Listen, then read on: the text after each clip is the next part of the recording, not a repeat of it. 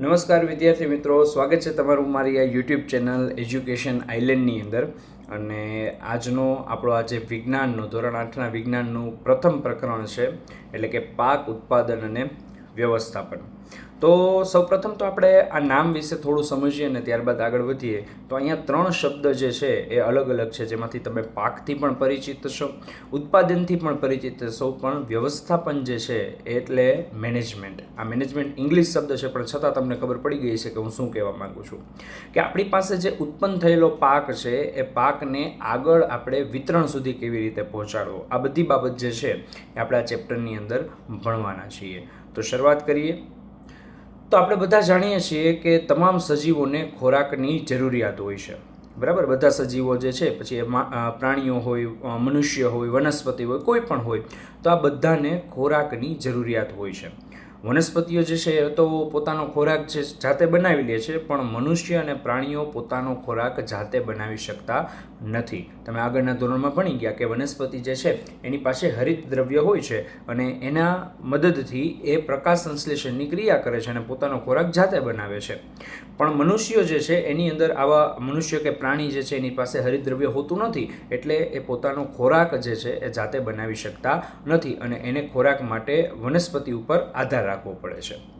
પણ પ્રશ્ન એવો થાય કે આપણે ખોરાક ખાઈએ છીએ શા માટે? શા માટે આપણે ખોરાક ખાવો જોઈએ? કારણ કે ખોરાકમાંથી આપણને ઉર્જા મળે છે. ઉર્જા એટલે શક્તિ મળે છે, અને આ શક્તિનો ઉપયોગ આપણે ઘણી બધી શારીરિક ક્રિયાઓ જેવી કે પાચન છે, શ્વસન છે, ઉત્સર્જન છે, આ બધી એવી ક્રિયાઓ છે કે જે શરીરની અંદર થાય છે. અને આ ઉપરાંત બીજી ઘણી બધી ભૌતિક એવી ક્રિયાઓ, દોડવું, ચાલવું, રમવું, આ બધી ક્રિયાઓ કરવા માટે આપણે આ શક્તિનો ઉપયોગ કરતા હોય છે. અને આ શક્તિ આપણને ક્યાંથી મળે છે? ખોરાકમાંથી મળે છે. તો જો આપણા શરીરને એક એન્જિન તરીકે આપણે વિચારીએ અથવા તો એક બાઇક તરીકે વિચારીએ, તો ખોરાક જે છે એ આપણું ઈંધણ કહેવાય, એટલે કે પેટ્રોલ કે ડીઝલ કહેવાય, કે જેનાથી આપણને ઉર્જા મળે છે. તો આગળ વધીએ.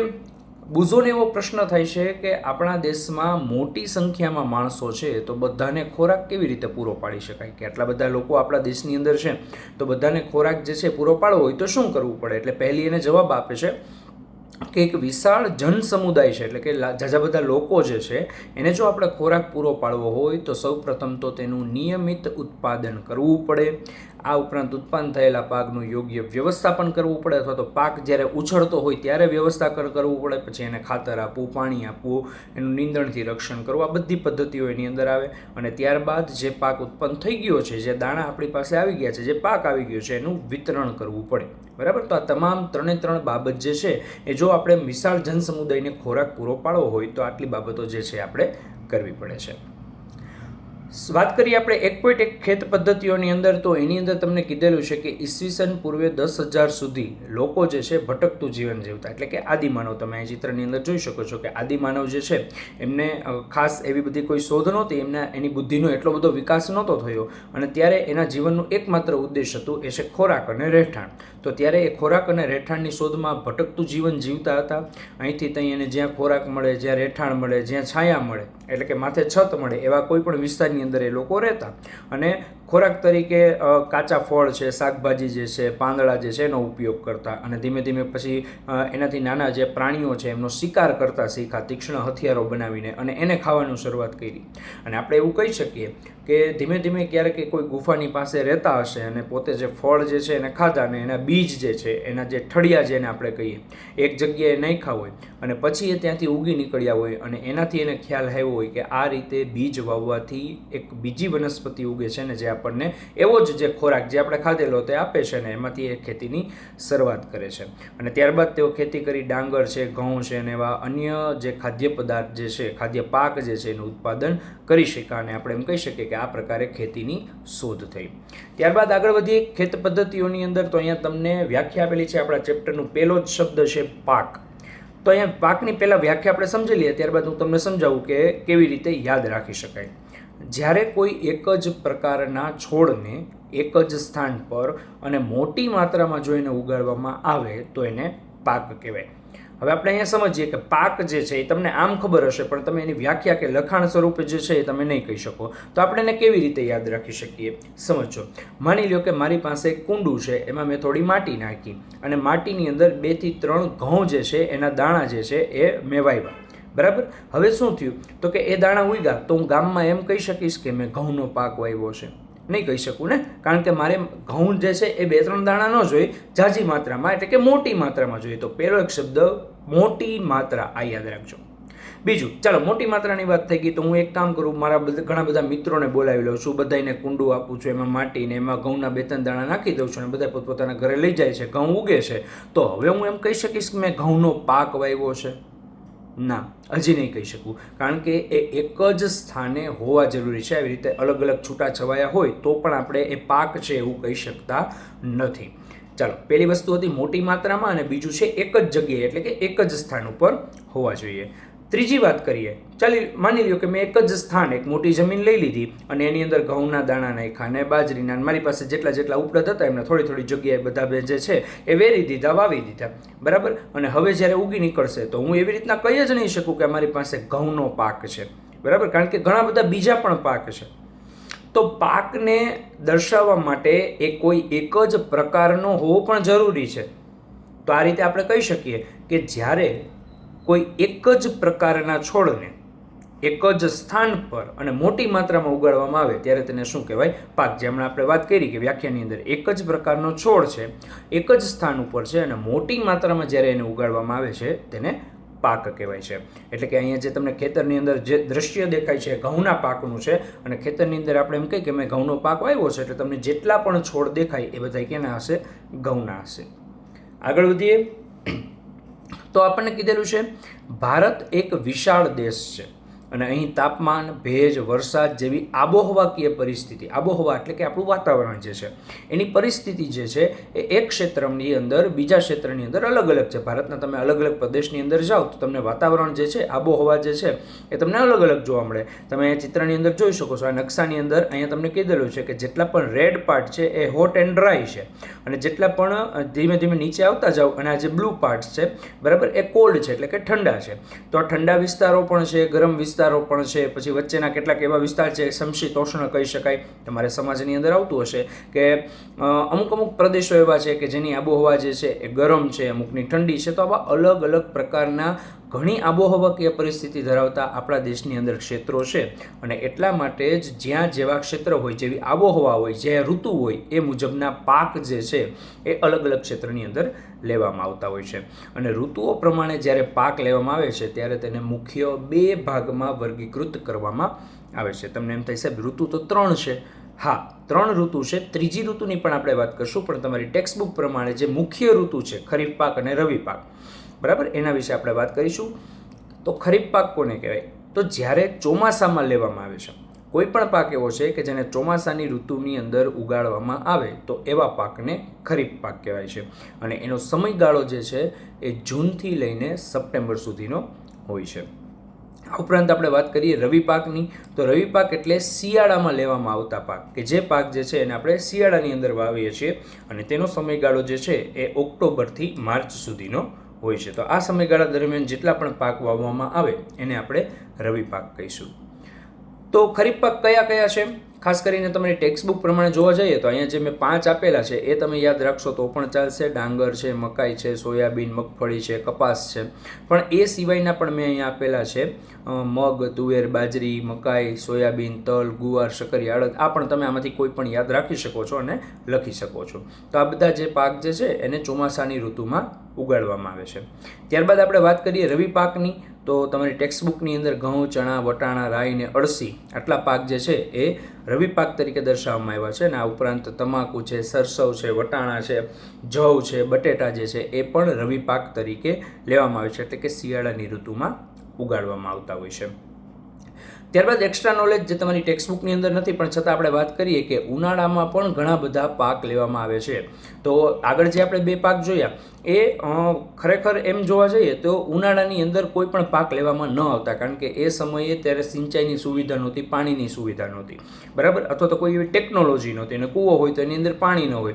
તો આ બધી વસ્તુને ધ્યાને રાખીને મુખ્યત્વે શિયાળા અને ચોમાસાની અંદર જ પાક જે છે એ વાવવામાં આવતા હતા. પણ હવે ટેકનોલોજી સારી છે અને પાણીની સુવિધા પણ છે, એટલા માટે ઉનાળામાં પણ ઘણા પાક લેવામાં આવે છે અને એને કહેવાય છે જાયદ પાક. આ પાક જે છે તમારે પરીક્ષામાં ક્યાંય પૂછવાના નથી, પણ છતાં આપણને માહિતી હોવી જોઈએ કે ઉનાળામાં જે પાક વાવવામાં આવે છે એને જાયદ પાક કહેવાય છે. એનો સમયગાળો જે છે એ માર્ચથી જૂન સુધીનો હોય છે. જૂનથી વળી પાછું ખરીફ પાક જે છે એની શરૂઆત થઈ જાય છે. તરબૂચ, દૂધી, ટમેટાં, મરચું, સૂર્યમુખી અને આવા ઘણા બધા પાક જે છે એ આપણે જાયદ પાક તરીકે એટલે કે ઉનાળામાં લઈ શકીએ છીએ. આગળ વધીએ. હવે બુઝોને પ્રશ્ન થાય છે કે ડાંગરના પાકને શિયાળામાં કેમ લેવામાં આવતો નથી, એટલે કે ડાંગરનો પાક જે છે હમણાં આપણે જોયું કે ખરીફ પાક છે એટલે કે ચોમાસામાં ઉગાડવામાં આવે છે. તો એને પ્રશ્ન એવો થાય છે હવે કે એને શા માટે શિયાળામાં નથી ઉગાડવામાં આવતો અને શા માટે માત્ર ને માત્ર એને ચોમાસામાં જ ઉગાડવામાં આવે છે. તો આપણે સમજી શકીએ, આપણે બેઝિક એટલું નોલેજ હોય કે ચોમાસામાં જે પાક વાવવામાં આવે, ચોમાસામાં વરસાદ વધુ થતો હોય, તો એનો મિનિંગ એવો છે કે ડાંગરને વધુ માત્રામાં પાણીની જરૂર પડે છે, એટલે એને માત્ર ચોમાસાની ઋતુમાં જ લેવામાં આવે છે. તમે અહીં જોઈ શકો છો કે જે ચિત્ર અહીંયા બતાવે છે, ડાંગરનો પાક જે છે એ વાવવામાં આવે છે, થોડું થોડું પાણી ભરેલું છે અને એની અંદર તૈયાર થયેલા જે રોપાઓ જે છે ડાંગરના એ રોપવામાં આવે છે અને એને પાણીની આટલી જરૂરિયાત હોય એટલા માટે જ એને ચોમાસામાં ઉગાડવામાં આવે છે. જો એને શિયાળામાં ઉગાડવામાં આવે તો શિયાળાની જે આબોહવા જે છે, વાતાવરણ જે છે એને અનુકૂળ આવતું નથી અને પરિણામે આપણને પાકનું ઉત્પાદન જે છે એ સારું મળતું નથી અને એટલા માટે જ ડાંગરના પાકને શિયાળામાં નથી લેવામાં આવતો. આગળ વધી 1.2 તરફ. તો 1.2 છે પાક ઉત્પાદન માટેની મૂળભૂત પદ્ધતિઓ. મૂળભૂત પદ્ધતિઓ એટલે કેવી? તો કે એવી પદ્ધતિઓ કે જેનું પાક ઉત્પાદન કરવું હોય તો મારે એ પદ્ધતિઓ કરવી જ પડે, મૂળભૂત છે, બરાબર. તો એની અંદર ઘણી બધી પદ્ધતિઓ આપેલી છે. પહેલું છે ભૂમિને તૈયાર કરવી. ભૂમિ એટલે જમીન. રોપણી કે જેની અંદર બીજ વાવવાનું હોય. ખાતર આપવું, સિંચાઈ, નિંદામણ, લણણી અને સંગ્રહ. આ 7 પદ્ધતિઓ જે છે એના વિશે આપણે ડિટેલની અંદર ભણવાના છીએ. તો સ્ટેપ બાય સ્ટેપ તમારે 7 પદ્ધતિ યાદ રાખવાની છે. ભૂમિને તૈયાર કરવી એટલે અહીંયા શું? ભૂમિ નામની છોકરીને લિપસ્ટિક પાવડર તૈયાર કરવી? ના, એવી રીતે નહીં. ભૂમિ એટલે અહીંયા જમીન. જમીન જે છે એની અંદર પાક જે છે એ ઉગી શકે એટલા માટે જમીનને તૈયાર કરવી. તો પેલું સ્ટેપ જે છે, પેલું પદ્ધતિ જે છે એ છે ભૂમિને તૈયાર કરવી. ચાલો જોઈએ. ભૂમિને તૈયાર કરવી. પાક ઉછેરતા પહેલાં જમીન તૈયાર કરવી અનિવાર્ય છે, જરૂરી છે કે તમે પાકનું ઉછેર કરતા હોય તો કોઈ પણ પાક તમારે વાવવો હોય તો જમીનને તૈયાર કરવી પડે અને એ તૈયાર કરવા માટે તમારે માટીને, તમારા ખેતરની જે માટી છે એને ઉપર નીચે અને પોચી બનાવવી પડે. શું થાય પોચી જમીન બનાવવાથી? તો કે પોચી જમીન જે છે એ મૂળને શ્વસન કરવામાં સહાય કરે છે. જો પોચી જમીન હોય તો વાયુનું વિનિમય જે છે, વાયુનું વિનિમય એટલે કે વાયુની અવર જવર જે છે એ જમીનની અંદર થઈ શકે અને મૂળ જે છે એ શ્વસન કરી શકે છે. આ ઉપરાંત અળસિયા અને સૂક્ષ્મજીવો પોષક તત્વો બનાવે છે કે જેને આપણે ખેડૂતના મિત્રો કહીએ છીએ. તમને લોકોનો ખ્યાલ છે કે અળસિયા જે છે, તમે આગળ 7મા ધોરણના જંગલ ચેપ્ટરની અંદર ભણી ગયા કે અળસિયા, સૂક્ષ્મજીવો છે એ સેન્દ્રિય પદાર્થો બનાવે અને આ સેન્દ્રિય પદાર્થો જો જમીનમાં ઉમેરાય તો એ જમીન ફળદ્રુપ બને, તો એ ખેડૂતના મિત્રો કહેવાય છે. શું કરે છે તે? તો કે માટી પોચી કરે છે અને એની અંદર હ્યુમસ એટલે કે સેન્દ્રિય પદાર્થો ઉમેરે છે. માટીમાં ખનિજ, પાણી, હવા અને જીવાણુઓ સહિત અનેક પોષક તત્વો રહેલા હોય છે. આપણી માટી જે છે, તમે જમીન જે છે, જમીન માત્ર ને માત્ર ખાલી એક માટી નથી, એની અંદર ઘણા બધા ખનિજ હોય, પાણી હોય, આ ઉપરાંત હવાની અંદર રહેલા કેટલાક ઘટકો જે છે, ખાસ કરીને નાઇટ્રોજન છે કે જે વનસ્પતિ માટે જરૂરી એ છે, કેટલાક જીવાણુઓ જે છે, રાઇઝોબિયમ બેક્ટેરિયા જેની આપણે આગળ વાત કરીશું, તો આ બધી વસ્તુ એની અંદર રહેલી હોય છે. મૃત વનસ્પતિઓ અને પ્રાણીઓ વિઘટિત થઈને પોષક તત્વો આપે છે. આપણા જમીનની અંદર જો વનસ્પતિ હોય, મૃત વનસ્પતિ, તો એનું વિઘટન થાય, વિઘટકો દ્વારા એનું વિઘટન થાય છે અને એ વિઘટન દ્વારા જે સેન્દ્રિય પદાર્થ બને છે એ જમીનની અંદર ભળે છે અને આપણને પોષક તત્વો આપવા હોય છે.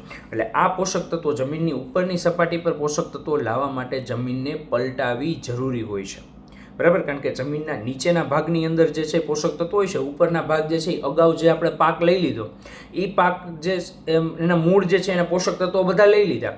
હવે બીજી વખત જ્યારે બીજો પાક વાવવામાં આવે છે ત્યારે ઉપરના એટલા ભાગની અંદર પોષક તત્વો છે નહીં, તો નીચેના જે પોષક તત્વો જે છે એને મારે શું કરવા પડશે? ઉપર લઈ આવવા પડશે. એટલા માટે પોષક તત્વોથી સમૃદ્ધ માટી જે છે એ વનસ્પતિના વિકાસ માટે કેવી હોય છે? લાભદાયક હોય છે. આ તમે જોઈ શકો છો અળસિયા જે છે એ અળસિયા જો ખેતરની અંદર વધારે હોય તો જમીન જે છે એ ફળદ્રુપ ગણાય છે. આગળ વધીએ આપણે. માટીને ઉપર નીચે ને પોચી કરવાની પ્રક્રિયાને ખેડાણ કહે છે. આપણે હમણાં જોયું કે માટીને ઉપર નીચે કરવી જરૂરી છે, તો આ પ્રક્રિયાને એક સ્પેસિફિક નામ આપેલું છે ખેડાણ.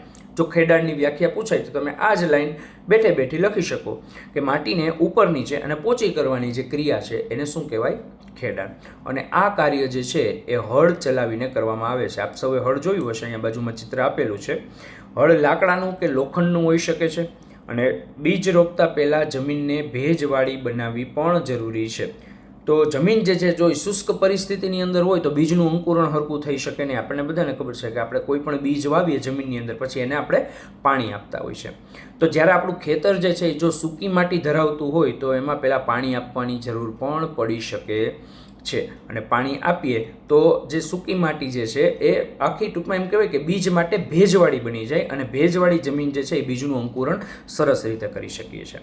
હવે જ્યારે આપણે હળ જે છે તમે જોઈ શકો છો કે માટીની અંદર કેટલાક ઊંડાણ સુધી આ હળ જે છે જાય છે, અને જ્યારે આ હળને હલાવવામાં આવે, આગળ ચલાવવામાં આવે ત્યારે શું થશે તો કે નીચેની જે માટી છે એ ઉપરની તરફ આવશે, બરાબર. અને સાથે સાથે એમાં ટુકડા આવશે માટીના કે જેને આપણે ઢેફા કહેવાય. હવે આ ઢેફા જે છે હું એમને રાખી દઈશ ખેતરની અંદર, એમને ઢેફા રાખી દઉં અને પછી બીજ વાવું તો એ મને સિંચાઈમાં પણ અનુકૂળ નહીં આવે, અને જે બીજ જે છે એને ઉગવા માટે પણ અનુકૂળ નહીં આવે. એટલે મારે આ ઢેફાને તોડવા જરૂરી છે. અને આ ઢેફાને તોડવા માટે સમાર દ્વારા કાર્ય કરવામાં આવે છે. આ બાજુમાં તમે ચિત્ર જોઈ શકો છો કે સમાર જે છે, સમાર એટલે એકચ્યુઅલમાં કોઈ એક સાધન નથી, પણ ઢેફા ભાંગવા માટે ખેડૂતો જે છે એ પોતાની સુવિધા અનુસાર અલગ અલગ જુગાડ કરતા હોય છે.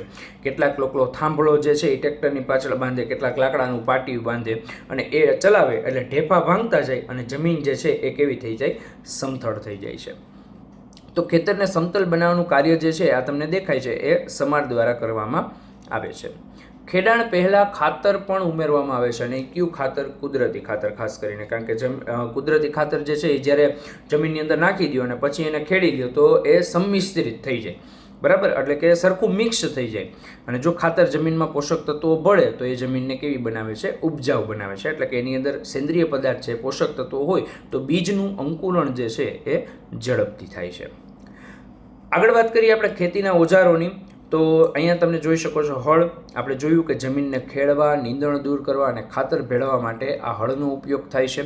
હળને પ્રાણીઓ દ્વારા ખેંચવામાં આવે છે. આપણે જનરલી જોયું છે કે બળદ જે છે હળ ખેંચતા હોય છે, પણ અલગ અલગ વિસ્તારની અંદર ઊંટ છે, ઘોડા છે, ગધેડા છે, એનો ઉપયોગ પણ જે છે એ આ હળ ખેંચવા માટે થતો હોય છે. ખાસ કરીને હળ જે છે એ લાકડાનું કે લોખંડનું બનેલું હોય છે. પહેલાંના સમયની અંદર પરંપરાગત વાત કરીએ તો લાકડાનું હતું, અને હવે ધીમે ધીમે લોખંડના હળ પણ એનું સ્થાન લીધું હતું.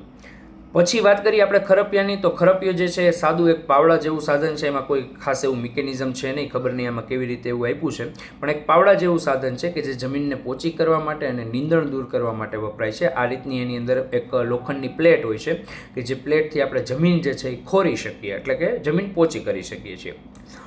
પણ આજના સમયની અંદર આપણે વાત કરીએ, આ હળ જે છે, જો હળની અંદર બળદની જરૂર પડે અથવા તો માનવ શ્રમની જરૂર પડે ને એ આપણે ચલાવતા હોય તો એક આખો દિવસ કદાચ જોઈતો હોય તો ભારે શ્રમની જરૂર પડે છે, બરાબર. સમય પણ આપણો બગડે છે. પણ અત્યારે ટ્રેક્ટર દ્વારા સંચાલિત આધુનિક સાધન આવી ગયું છે, જેને આપણે હાથી કહી. આ દાંતી છે, જેને અંગ્રેજીમાં કલ્ટિવેટર કહેવાય, પણ આપણે દેશી ભાષામાં એને હાથી કહી, બરાબર. તો આ પ્રકારનું જે સાધન છે એને ટ્રેક્ટરની પાછળ જોડવામાં આવે અને પછી એને ચલાવવામાં આવે તો એક્ઝેક્ટ હળ જેવું જ કામ કરે. હળની અંદર તમે જોઈ શકો છો કે આ એક જ ભાગ છે, આની અંદર ઘણા બધા ભાગ છે કે એ ખેતરને વ્યવસ્થિત ખેડી શકે.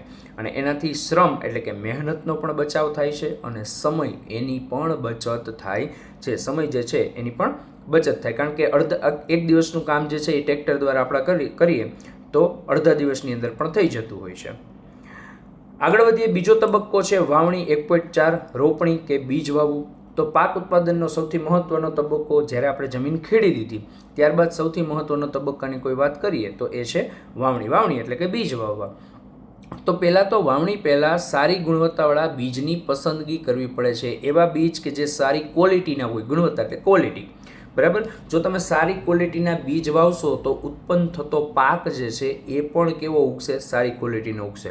એટલે સૌપ્રથમ ખેડૂત જે છે એ સારી ક્વોલિટીના બીજ હોય એને અગ્રિમતા આપે છે. અગ્રિમતા એટલે કે એને પ્રાથમિકતા આપે છે, એની પસંદગી પહેલાં કરે છે, બરાબર. તો અહીંયા તમને સારા બીજને ક્ષતિગ્રસ્ત બીજથી અલગ કરવાની પદ્ધતિ આપેલી છે કે એક પાણી ભરેલા બીકરમાં થોડાક ચણાના દાણા નાખો અને કેટલાક બીજ પાણીમાં તરવા લાગશે. તમે જોયું કે કેટલાક દાણા નાખ્યા તો કેટલાક જે છે એ તરવા લાગ્યા અને કેટલાક જે છે એ ડૂબી ગયા. હવે આપણને ખબર છે કે જે હલકા હોય બરાબર એ પાણી ઉપર તરે છે અને જે ભારે હોય એ ડૂબી જાય છે.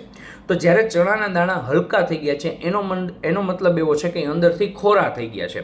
પછી એ જીવજંતુ દ્વારા નુકસાન પહોંચાડ્યું છે કે પોતે ઉગે છે ત્યારે જ બગડેલા છે એ આપણને ખબર નથી, પણ એ બગડેલા છે, અંદરથી ખાલી છે અને એટલા માટે જે તરે છે, જે ક્ષતિગ્રસ્ત છે.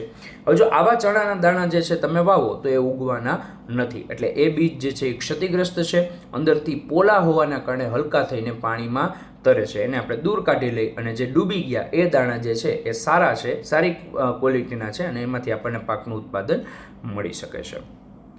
હવે આ દાણા જે છે એને વાવવા માટે પરંપરાગત ઓજાર જે છે કે જે ગળણી આકારનું ઓરણી જેને આપણે કહેતા, બરાબર. અહીંયા તમે જોઈ શકો છો કે એક ગળણી છે અને એક પાઇપ દ્વારા એ સીધો પાઇપ જમીનમાં જાય છે. ખેડૂત જે છે એ મેન્યુઅલી આ ગળણી જે છે એની અંદરથી બે ત્રણ દાણા જે છે એ અંદર નાખે અને આ પાઇપમાંથી થઈ અને અંદર દાણા જે છે એ રોપાતા આવતા હોય છે. પણ આજના સમયની અંદર આધુનિક ઓજાર વપરાય છે જેને કહેવાય છે વાવણીઓ એટલે એને અંગ્રેજીમાં કહેવાય સીડ ડ્રીલ. સીડ એટલે દાણા, બરાબર. તો આ પ્રકારનું સાધન છે, આ નાનું સાધન છે પણ આ પ્રકારના સાધનો જે છે એ હાલમાં વાપરવામાં આવે છે. તો આજના જમાનામાં ટ્રેક્ટર દ્વારા સંચાલિત વાવણીયાનો એટલે કે ટ્રેક્ટરથી ચાલતું હોય એવું સાધન વાવણીયાનો પણ ઉપયોગ થાય છે. હવે એનાથી શું થશે તમે જોઈ શકો છો, આ બે જે ભાગ છે ને, આ 3 છે 4, એની બધાની વચ્ચે સમાન અંતર છે, જો બરાબર. એટલે બીજને સમાન અંતર આપે છે અને પ્લસમાં ઊંડાઈ પણ આપે છે કે જ્યારે એ આગળ જતું જાય તો પાછળથી જે એની પાછળ એક વ્હીલ જેવી રચના હોય એ માટીથી ઢંકાતું જતું હોય, બરાબર. એથી બીજ જે છે એ માટીથી ઢંકાઈ જાય છે અને ઢાંકેલું બીજ હોય એટલે તમે જોયું હશે કે વાવણી જ્યારે થતી હોય ને ત્યારે ટ્રેક્ટરની પાછળ બગલા જે છે ઉગતા હોય ને આ ઉપરાંત ઘણા બધા પક્ષીઓ જે છે એ આ દાણા ચણી જાય છે. તો એ ચણી ન જાય એટલા માટે એ માટીથી ઢંકાઈ રહે એ ખાસ જરૂરી છે, જે આ વાવણીયાથી શક્ય બને છે. એટલે ઢાંકેલા બીજ પક્ષીઓ ખાઈ નથી શકતા અને વાવણીયાથી વાવેતર જે છે સમયસર થઈ જાય છે, બરાબર. વરસાદ આવવાનો હોય એના સમયના આડેગાળે જે છે આ વાવણી વધારે મોટા ભાગે કરતા હોય છે, તો સમયસર એ વાવણી થઈ જાય. તમે આ પ્રકારનું સાધન વાપરો તો શ્રમય વધારે થાય, મહેનત વધારે લાગે અને સમય લાગે, પણ વાવણીયાથી સમયસર થઈ જાય અને મહેનત થાય, એટલે કે એમાં પણ શ્રમ અને સમયની શું થાય છે, બચત થાય છે. તો આ રીતે વાવણી જે છે એ બીજા સ્ટેપ તરીકે કરવામાં આવે છે. આગળ વધીએ 1.5 ખાતર આપવું કે જે આપણે નેક્સ્ટ લેક્ચરની અંદર જોઈશું. આજ માટે આટલું જ રાખીએ. બીજા પાર્ટની અંદર આપણે 1.5 ખાતર આપવું જે છે એ સમજીશું. જો તમને આ વિડીયો ગમ્યો હોય તો લાઇક કરો, શેર કરો, કોમેન્ટ કરો અને તમારા બીજા જે મિત્રો જે છે કે ધોરણ 8ની અંદર ભણે છે અને આ વિડીયો એમના માટે હેલ્પફુલ થઈ શકે છે તો એમને શેર કરો. જય હિન્દ, જય શ્રી કૃષ્ણ.